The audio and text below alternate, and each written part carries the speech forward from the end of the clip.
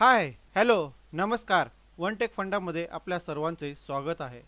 जर आपण या चॅनलवर नवीन असाल तर चॅनलला सबस्क्राईब करायला विसरू नका. तसेच व्हिडिओ आवडल्यास लाईक, कमेंट आणि शेअर करायला विसरू नका. आज आपण बघणार आहोत इंजिनिअरिंग ड्रॉइंगमधील लाईनचे प्रकार.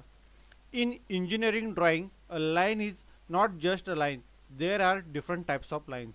इंजिनिअरिंग ड्रॉइंगमधील लाईन हे जे एलिमेंट आहे ते फक्त लाईन नसून त्या लाईनचे वेगवेगळे अर्थ आहेत आणि तसेच त्या लाईनचे वेगवेगळे प्रकार आहेत. Each and every line has a different meaning and each line shows different feature. प्रत्येक लाईनचा अर्थ वेगवेगळा आहे आणि प्रत्येक लाईन ही वेगवेगळी फीचर्स दाखवितात.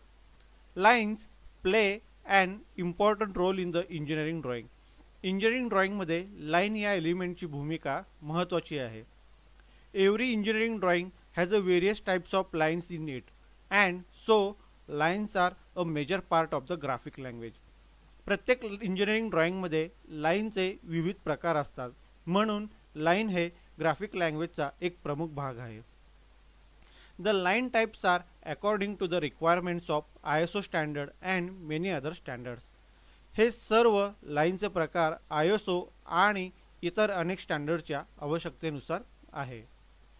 Lines used in engineering drawing may be straight or curved. कुठल्याही इंजिनिअरिंग ड्रॉइंगमध्ये वापरल्या जाणाऱ्या लाईन हे स्ट्रेट किंवा कर्व असू शकतात. Lines can be drawn in any direction. Lines हे कोणत्याही दिशेने काढता येतात. आता आपण बघणार आहोत लाईनचे टाइप्स ऑफ थिकनेस. याचे 3 टाइप्स आहेत, ते म्हणजे थिक, मीडियम आणि थिन. जाड लाईन, मध्यम लाईन आणि पातळ लाईन. लाईन या एलिमेंटची थिकनेस ही खाली दिलेल्याप्रमाणे आहे. त्याची रेंज 0.13 mm पासून ते 2 mm पर्यंत आहे. ड्रॉइंग काढत असताना शक्यतो थिक लाईनची साईज ही 0.5 mm कन्सिडर केले जाते, मीडियमची 0.3 mm आणि थिन लाईनची 0.2 mm कन्सिडर केले जाते. आपण बघणार आहोत लाईनचे वेगवेगळे प्रकार कुठले आहेत. आपण पाहत आहोत की इथे 3 कॉलम आहेत. पहिला कॉलम आहे डिस्क्रिप्शनचा, दुसरा आहे लाईन म्हणजे त्यातील लाईन कशी दिसणार आहे ते बघणार आहोत आणि तिसरा कॉलम आहे त्याच्या ॲप्लिकेशननुसार त्या लाईनचे नाव. Continuous thick line. या लाईनमध्ये लाईनचे थिकनेस ही 0.5 mm असते आणि हे लाईन कंटिन्यूअस असते, कुठेही ब्रेक नसते आणि यालाच आपण विजिबल लाईन, ऑब्जेक्ट लाईन आणि आउटलाईन असे सुद्धा म्हणतो. Continuous thin line. या लाईनमध्ये लाईनचे थिकनेस 0.2 mm असते आणि हे लाईन कंटिन्यूअस असते, कुठेही ब्रेक नसते.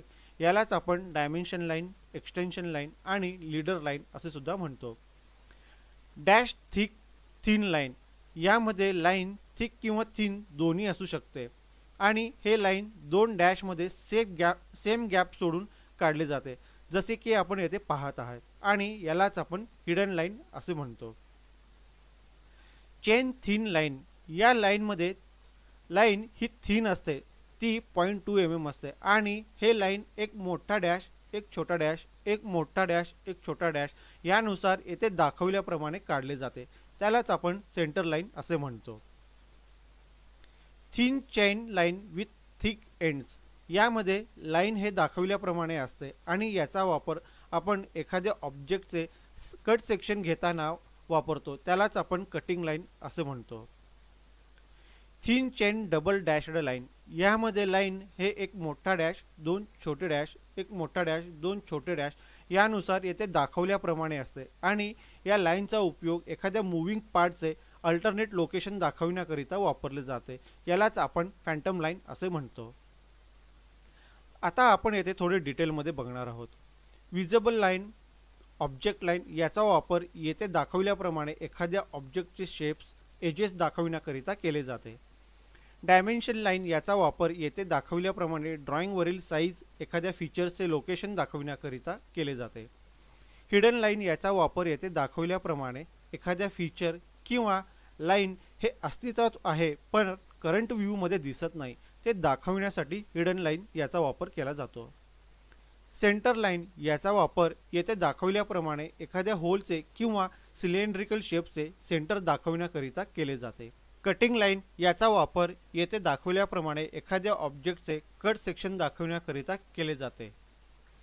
थिक चेन लाईन याचा वापर येथे दाखवल्याप्रमाणे एखाद्या विशिष्ट सरफेसवर किंवा एखाद्या विशिष्ट झोनवर ॲडिशनल ट्रीटमेंट दाखवण्याकरिता दाखवले जाते. ब्रेक लाईन याचा वापर येथे दाखवल्याप्रमाणे एखाद्या लॉंग पार्टचे शॉर्ट व्ह्यू दाखवण्याकरिता केले जाते. सेक्शन लाईन याचा वापर येथे दाखवल्याप्रमाणे एखाद्या कट केलेल्या ऑब्जेक्टचे कटिंग प्लेन दाखवण्याकरिता केले जाते. आता आपण येथे ड्रॉइंगवर पाहत असाल, एखाद्या ऑब्जेक्टचे सरफेस, शेप किंवा एजेस दाखवण्याकरिता आपण कंटिन्यूअस थिक लाईन वापरलेले आहे, तेच म्हणजे विजिबल लाईन आहेत. फीचर्सचे साईज दाखवण्याकरिता कंटिन्यूअस थिन लाईनचा वापर केला जातो, तेच म्हणजे डायमेन्शन लाईन, एक्सटेन्शन लाईन आणि लीडर लाईन आहेत.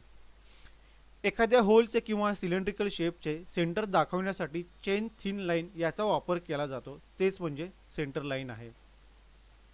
कट केलेल्या ऑब्जेक्टचे कटिंग प्लेन दाखवण्याकरिता सेक्शन लाईन वापरले जाते.